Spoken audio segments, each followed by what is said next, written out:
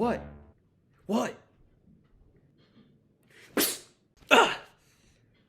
That's some neat trick of yours. Norman? Norman's on sabbatical, honey.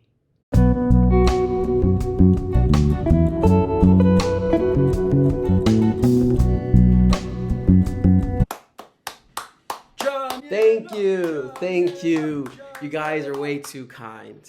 Welcome back to another video of Handsome Review with their handsome host, Jamiel Surita. Today we're going to talk about one of my all-time favorite movies of 2022 and possibly of the 2020 decade. We're going to talk about Spiderman No Way Home.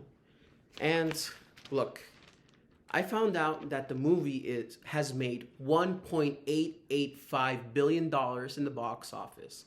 So today, the video will be a very heavy, spoiled video because at this point I know you guys seen it. And if you haven't, you probably won't. So I hope you stick by and enjoy the show. I want to start a little bit about like the history of leading up to Spider-Man, because Spider-Man Far From Home had like one of the craziest endings ever. You know, when they killed Jake Gyllenhaal's character, yeah, I'm going to spoilers for that movie as well. When he died, he ended up releasing a video on showing himself supposedly getting killed by Spider-Man and telling everyone that Spider-Man is Peter Parker. And ever since I was in that theater and I saw that post-credit scene, I was thinking and dreaming. I really do hope that they continue from like literally the same moment when Spider-Man is revealed. And Sony and Disney, our movie gods, have delivered. I'm kidding, they're not gods, but you know, I stick by them. So literally the movie opens with Spider-Man on the run. And then there was like a funny moment where he takes like MJ on a cliff, and then on his best friend Ned calls, who I don't like at all because there's no point to him. He's just a horrible friend in general. And he's like, dude. You know, it was funny. And then she's like, dude, because he literally left her on the edge like she's a pigeon or something. So hilarious stuff. So even before that, you know, we were all like thinking like, what was going to happen? Like how do you go from Spider-Man Far From Home's ending into Spider-Man No Way Home? We didn't even know the title. We were like Spider-Man 3, or we were like something home related probably, because you got Spider-Man Homecoming, Far From Home, and now, you know, the movie's out and everything, No Way Home. So literally like right after that, everybody's mind started racing, came out the conspiracy theories, saying that we're going to get the multiverse, we're going to get this and that. And supposedly there were like leaked pictures of Andrew Garfield's Spider-Man all over the place. And the trailers, they kind of felt like they were misleading. There were moments in the trailers that became memes on, you know, the moment when Spider-Man is going to fight the villains and all three of the villains are literally jumping at Spider-Man at the same time, but for some reason in this extra clip that started circulating, you see the lizard literally get punched by the air. And we're like, come on, man. You didn't even like try to get rid of him at least, or like cut him off. You know, if you're going to mislead us with these trailers. So then everybody knew, you know, we were all expecting multiverse, different Spider-Man. And then when they announced Doctor Strange, we were like, of course, it's going to happen. Get Doctor Strange in the mix. He's going to bring his magic into Spider-Man's world. So, yep, misleading trailers, plus the spoilers, because people were going crazy taking pictures of the sets, and everybody, we already felt like we knew what the movie was. And to a certain extent, we were right, which is a good thing, because if we were totally wrong, who knows what the fan backlash would have been like, where everybody might not decide to watch the movie or decide to crap on it and everything like that. But no, Sony and Disney, they delivered. They knew what they were doing. All right. So now that I set up those topics, and I talked a little bit about how the opening continues from Spider-Man Far From Home, I want to talk about the Marvel connection, man. Because there was another spoiler that was going around that we weren't sure about. Supposedly, Daredevil was going to be in it. And man, oh man, that scene was short. It was like a blink it or you miss it. You know what I mean? Blink it and you miss it. So definitely but it was pretty cool to kind of see him like being something announced, because there was always that issue with Netflix, whether the Marvel characters on Netflix is part of the MCU, even though, you know, they supposedly were. And now we had like that real official confirmation by having Daredevil in it, in the scene, for like one scene, because they needed help from a lawyer. Also, I wanted to give a shout out to the prosecutor, the actor playing the prosecutor. He was also in the show called Inventing Anna. I don't know his name exactly. Actually, if you guys don't mind, I will Google it now. Thank you for sticking by, guys. I appreciate you guys. You talk about stuff. You know, I also think that having notes and stuff makes it feel more personal. So instead of having everything be like perfect or something, we're having like a real dialogue and conversation about stuff. And I really do hope that you guys decide to put some comments in the comment section below, maybe about your thoughts of Spider-Man and if you liked it or if you knew anything else about it before going into the movie. I definitely want to hear about that in the comment section below. Also, don't forget to give this video a like and subscribe. And give me one moment. I will tell you the name. He's someone to keep an eye out on because, I don't know, he did a good job in that show, Inventing Anna, as well as the lawyer. He played the lawyer. His name is Arian Moyad. Moyadid? I think so. Arian Moyadid. I might be mispronouncing his name, but he's definitely one of those actors that you want to look out for because in that scene I think he's mostly known for being in the show Secession, but in that scene in Spider-Man No Way Home, he was pretty on the nose. He was like asking questions. He had the best moment with Ned when he was like, so how did you feel that MJ knew before you? He literally like picked on the exact thing that needed to be said to Ned for him to go off, which obviously, you know, comes from the writing, but also the way he delivered the line was pretty funny. And he was like, oh yeah, no, I get it. Yeah, we have a whole bunch of guys in chairs in our job. And then he basically got him to rap. So that was pretty cool. It was funny. And then also the scene when he was with the Aunt May, and then he was like, you knew that Peter was Spider-Man this whole time. You know that means that you're acknowledging, child endangerment. You know, that's something that you don't really think about, but since she knew, she basically got herself in trouble. So I was a pretty good actor. I just wanted to, you know, give him a spotlight for a moment there. Also, so the main things was just that Daredevil and Doctor Strange, and that was the issue that they always had about the Spider-Man movies was that everyone always called him Iron Man Jr. You know, because of the fact that in the first Spider-Man, Iron Man was in it. Then the second Spider-Man, you had Nick Fury, and also, well, I guess it was just Nick Fury and Maria Hill who were part of the story.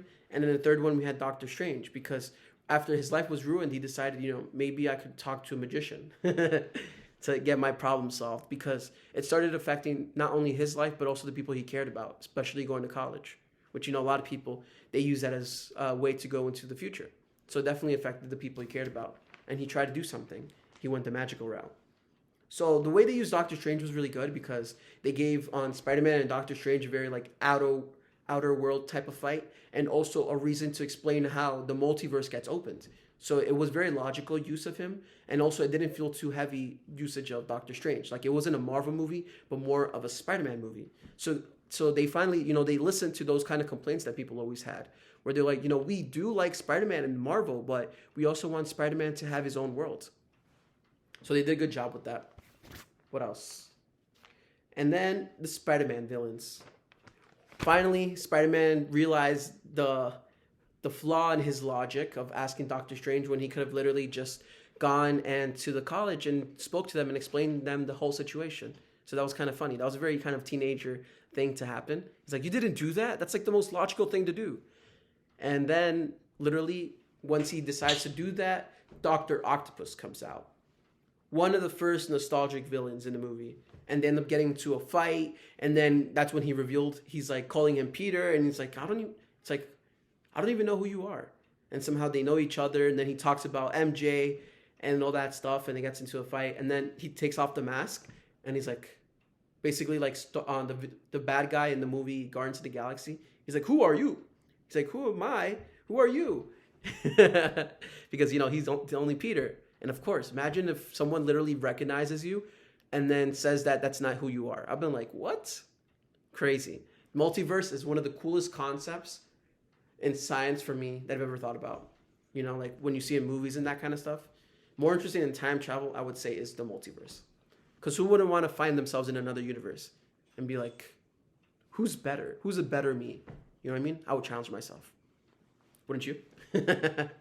So, you know, after, you know, talking about that, you know, you got the Dr. Octopus, and then Doctor Strange reveals to him that the spell they did got messed up and it got released several people from other universes that Spider-Man at some point knows. So that basically opening the idea that we already kind of knew, which was that Tobey Maguire and Andrew Garfield are totally in this movie. So, definitely the best villain is Green Goblin. I liked how they used him in the movie too, where they kind of made him a little more sympathetic, I would say, than the first movie. Because in the first one, he was still kind of an a-hole most of the time. Like, there were moments where, he was nice to him for like a second or two, but you could still tell that he wasn't a good person. But and in Spider-Man No Way Home, he was different. They used him more as kind of like this sick person, this mentally challenged person that needed help. And then all of a sudden, he just switches on the dime. Similar to like what you saw in the beginning of the video. That was literally him becoming Green Goblin. So that was pretty cool. And then I also liked Electro. They definitely gave him an upgrade because he went from looking like this weird person or like this alien or like this character, Dr. Manhattan, who's known for the comic series The Watchmen, which is also a TV show and a movie from 2009. So instead of looking like a Dr. Manhattan ripoff, he actually looked pretty cool as Electro. He still had the electric powers. He looked more casual. I think there was even a moment where they were about to fight and then the yellow kind of veers off from his face, which is a nod to the comics. Because in the comic books, he has a mask that kind of like looks like electricity splitting up on his face. So that was pretty cool. Those were really cool moments, and that's what happens when the greatest producer of all time, Kevin Feige, gets his hands on other Marvel properties that Marvel lost at some point in the 90s and the 2000s. So I'm very excited for the future of X-Men. Also, let's see what else. So yeah, the main thing was was Electro was a villain. Sandman was very similar to the Sandman portrayal from Spider-Man 3. He's not a bad actor, but I don't think they gave him a lot to do. And then the Lizard. Man, the Lizard.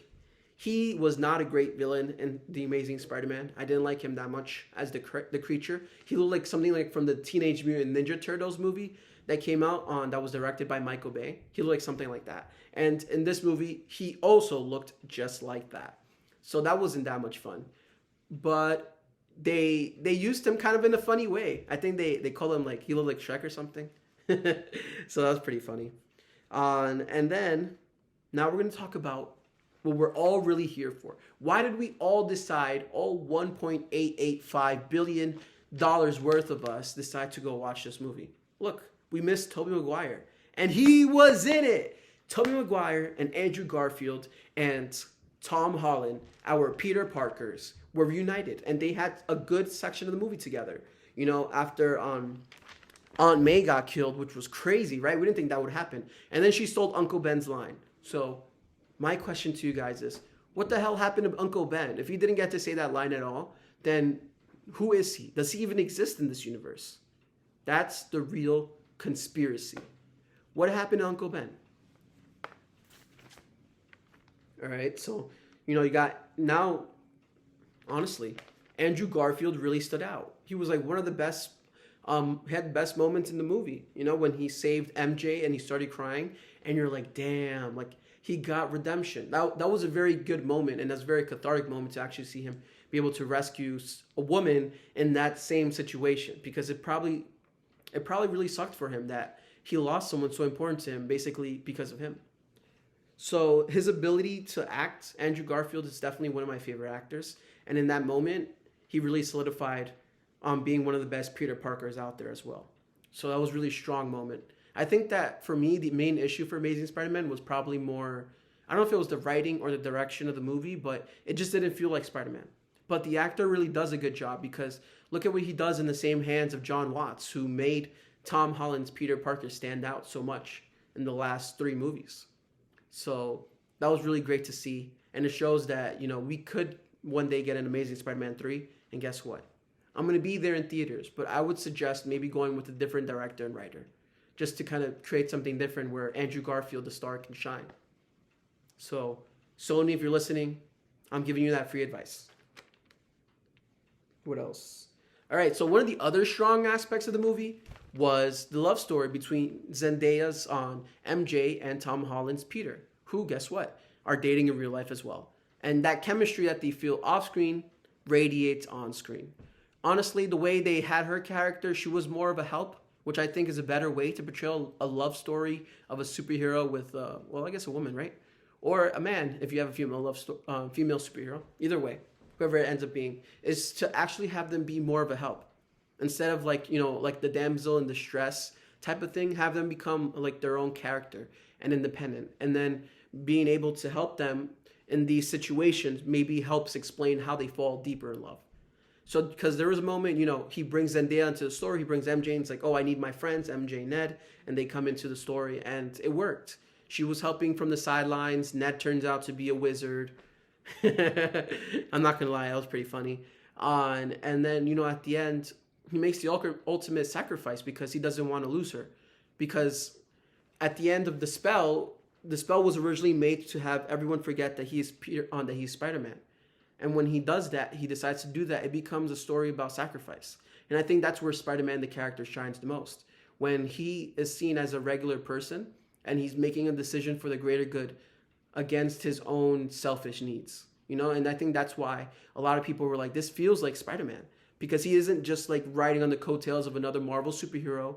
Like Doctor Strange wasn't in more than half of the movie or anything like that. Instead, this was Peter's story. And I think that that's the only way to make a movie where you have multiple characters, is to make sure that you always serve the protagonist. That they're there to help the story move along, or at least have the character move along in his journey. So that's why I felt that it was very strong. Even though you had three Peters, Tom Holland was still the star of the movie. And then at the end, when he made that tough decision, you felt more sympathetic for him. And you felt more like him going from Iron Boy Jr. or Iron Man Jr. to Spider-Man. So that was pretty cool. And I think that those kind of stories, when it comes to a coming-of-age story, will always affect us because of the fact that as a human being, we're always a work in progress. So that's definitely part of the reason why this movie was so big as it was. And I heard that it's also making a lot of money digitally, which it's available right now. In case you haven't seen it in theaters, you can watch it at home. And then at the end of the story, once the spell goes through and all the Peters are gone, MJ doesn't remember him. Neither does Ned, which is okay because I'm going to give a break from the review to tell you about my problems with Ned. I don't like Ned. In the first movie, his first instinct was to snitch on Spider-Man that Peter Parker is Spider-Man after he told him not to. Because he's like, oh, like that's so cool. I mean, I get it. Maybe he doesn't think he's cool enough to do anything. But at the same time, that's selfish. You're using your friend.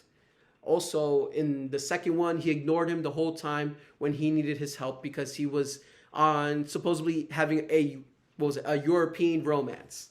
So I didn't like that stuff either. It shows that he's not very loyal as a friend, which is why I questioned the whole time in the Spider-Man movies why they're so close.